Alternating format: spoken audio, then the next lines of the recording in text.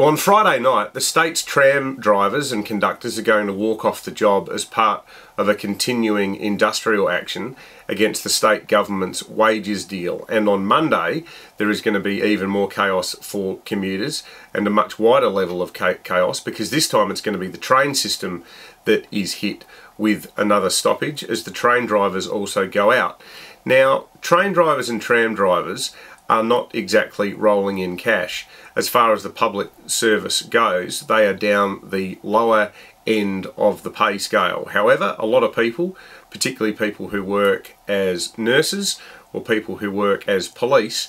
they would probably argue that the difference in pay is fair, given the much more dangerous and much more onerous nature of the work that is done by people who work as police, who are, in the course of their daily work, always placing themselves in the line of danger and genuinely taking their lives in their own hands whilst going about their duties. There have clearly been problems over the past couple of years with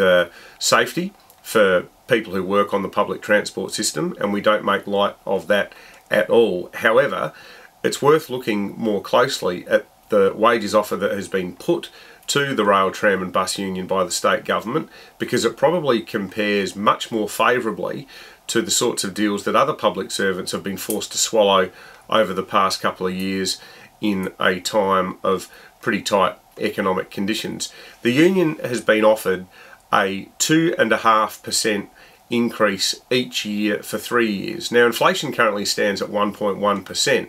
and because inflation is so low, there is a veritable army out there of other public servants and also a lot of people in the private sector who have not received a pay rise at all in the last couple of years and don't have one on the horizon either.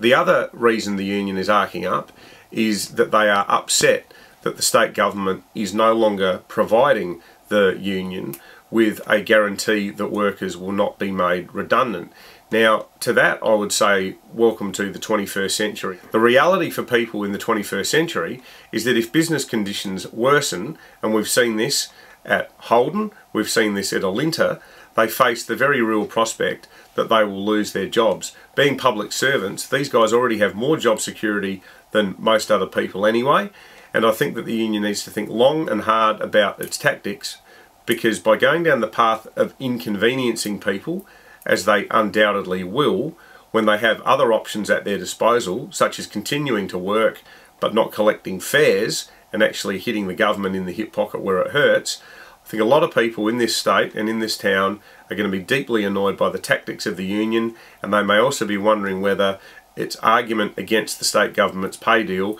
is perhaps bordering on the selfish.